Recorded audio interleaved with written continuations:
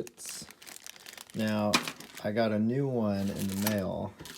This one is for the Ryzen chips, so that's what I'll be using with the screws.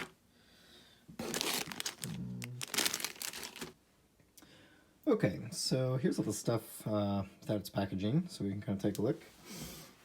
So there's a heatsink, still shielded. It looks like it has thermal paste already applied, ready to go, so that's nice. There's a top and a little label for us. There's going to be LEDs there. Fan, this is the radiator, the other fan.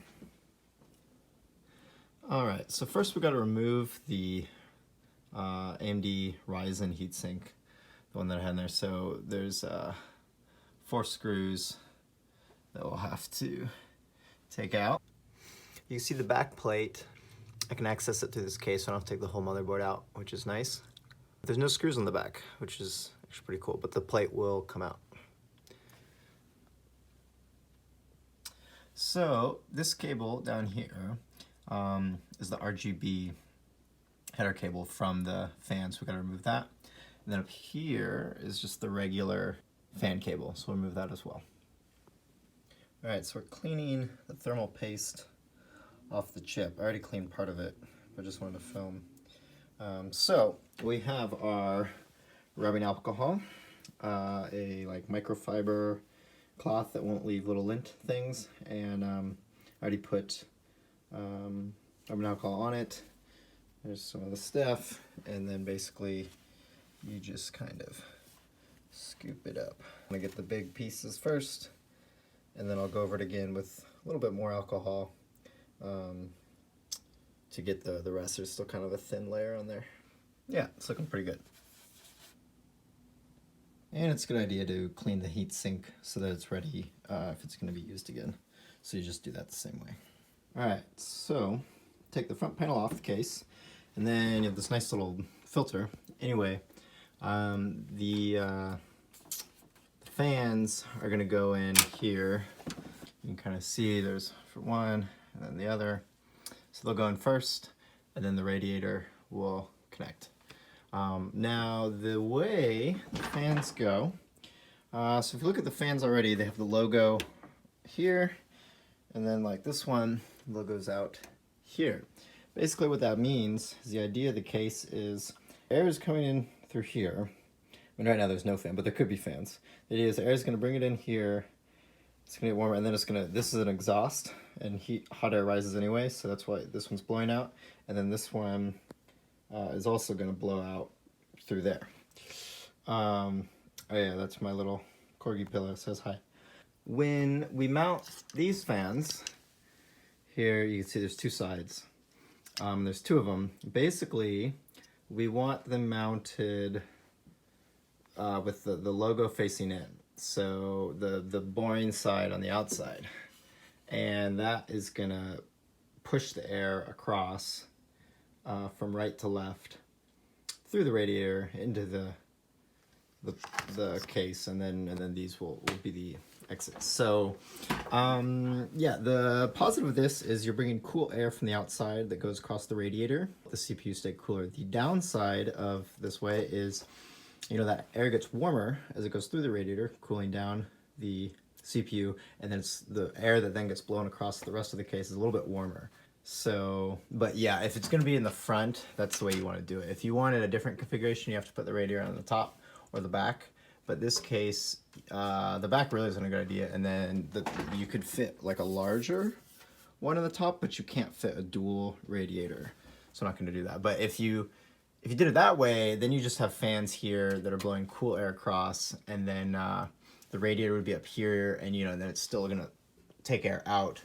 And the downside of that is then the radiator is going to get warmer air from the case to cool off the CPU, but then that hot air, then it'll be really hot, and then it goes out. It's immediately out of the case. So in that kind of configuration, your CPU won't be quite as cooled, but the rest of the case will be more cooled.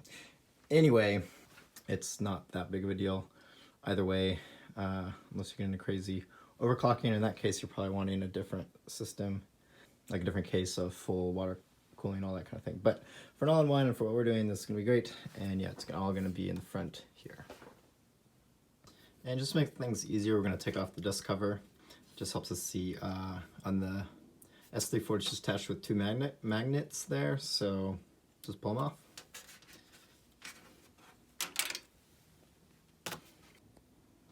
Okay, so when you're trying to figure out what orientation the fan should be, you want to think about two things. So one, there's all those cables up there, which are kind of a pain. They're going to get in the way, but it will fit. And then also the cable on your fan. So essentially, we want it like this, so that the fan cables are going to go through one of those two holes, and then they can be routed through the back and then to the motherboard. This is kind of all out of the way and it looks nice. So with the fan like that, the cable like that, going through there, then it's gonna fit into place. So you can get them to prop and just kind of stand up by themselves, and then the radiator will go in because it's just one screw that goes through it all to the case. Alright, so we got a screw in through the fan. We're going to push these kind of cables out of the way, the case cables. And then so now the issue is getting it to line up with the radiator. So you can maybe see it, maybe not. Anyway, I need two hands to do it. It's a little tricky getting all this to work, but what I found is if you just get the screws in the bottom, and then, so ignore this one, I just put in the butt, and the top four, then it kind of like rests properly. It's not into the radiator yet, but the fans and the case, they're just resting, and then you can go and try to get this one into the radiator, and then do these, and then kind of fill it out. So I'm kind of pinching it together, and then you can screw it in. So once they're loosely screwed in on the outside, you can kind of take one of the middle ones, and you just kind of have to like fish for it, and eventually you'll feel it bite, and then you know it's going in. Alright, so we have the fans in a position that's going to pull air from the outside through the case. We tighten them all up. And so that's when we put the magnetic dust cover back on. The cables are here on the outside, on the back side, so we can route them. And this just kind of goes like that. So now we have this thing. So we're kind of going to have it, see it's coming from the top, and then it's going to come down like make a S curve kind of a shape. And this thing is going to just stick right on there, and then we'll have to plug in these other cables. Okay, so this guy, micro USB on one end is going to go into the heatsink. The other end just goes into the internal USB header, and that way you can control the RGB with their CAM software. I don't know if you could plug this into an RGB header. It looks the same, but I don't want to risk it because it could cause a short. That'd be really bad. Right, okay, so these guys are actually going to plug into the fans on your radiator. So those fans will connect into this, and then that way it can all be controlled through the CAM software. And then I think this guy, oh, yep, okay, so it's a 3-pin connector, and they say to connect it to the 4-pin CPU header fan on the motherboard. So there you go. So plug this guy in.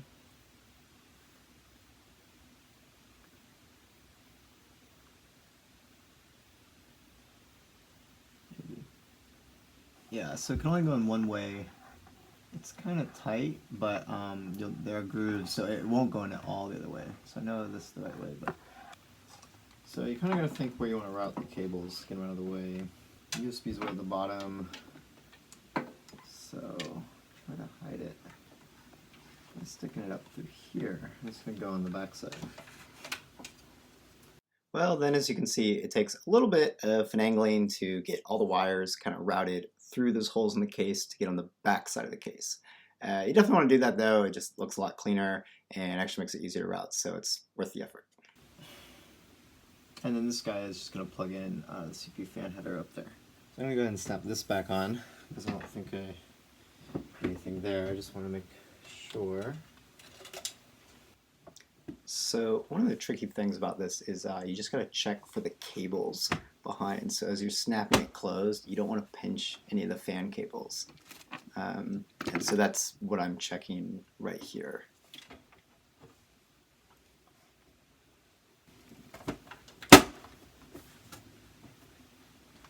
Great. Yep, so we've got to take the Intel bracket off, put the Ryzen one on. Alright, so you got to push and twist. Okay. Oh yeah, okay. You feel it. There it goes. And then the other bracket goes on. Alright, so you do it like 1 over. So you kind of like this, and then you like that. Yeah, so it's like vertical. Anyway, then it's going to just go straight on there. So these things, I thought they were screws. They're the standoffs for the Ryzen thing. So they have 2 ends, and then what's going to happen is this guy. Oh, my hand is big. It's going to just screw on to the plate that's built in by AMD. The plate doesn't move, but then so that screws on. Yep, that's it. And then you get these things, which work for an Intel, AMD, whatever, that comes with a Kraken, and then these, once you're mounted, are going to screw on top. And then this guy is going to go straight down onto the standoffs. Okay, so just so you see, so you want to keep pressure. And I have 2 diagonally already screwed, just snugly, not super tight. That way it's not going anywhere. The idea is you keep pressure, and then with your free hand, you can screw it in. And one of them's right under the little USB port, so I actually had to unplug that to get the screw in, and then I'll plug it back in. And then they don't need to be super tight, but definitely snug. So then I'll just go through and make sure they're all snug. The little USB guy. Yeah, and I believe I got it down kind of centered, so the thermal paste should be evenly spread. That's what you hope anyway. My motherboard has headers for all these fans, but I guess the NZXT wants to control it all themselves through the thing, which I guess makes sense. Yeah, so there's CPU opt and CPU fan. Opt is just optional secondary fan. So, interesting. You could plug in 1, 2, 3, I guess 4 fans into here. So then they'll all be controlled by cam and everything. Which is too bad because, I mean, I would either like them all controlled by the motherboard or all by the NZXT thing. But the other fans, the NZXT ship with this case, just have Molex connectors, I think. So now I need a SATA power thing. So I just had to get another SATA cable. So some of the last wiring, just getting everything plugged into the power supply, like you need this SATA power cable. The fans, it's kind of a pain. It takes a while. I'm sure it will vary just depending on your case. Eventually, you know, I get it all tucked in here. Video card's out, but then I plugged in the USB fan from the heatsink of the Kraken pump into the USB header there. Alright, looks pretty good.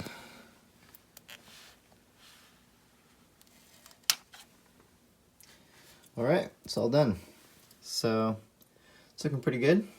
The only thing that's a bummer is, you know, there's a lot of cables coming out of the top there, like the USB cable and everything else that controls it, but it is cool that at least the fans connect in the back, so they thought about that. I like that.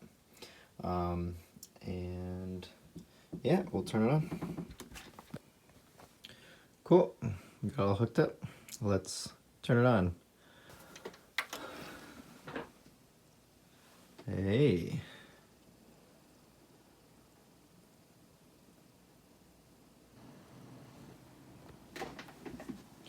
It's looking pretty good.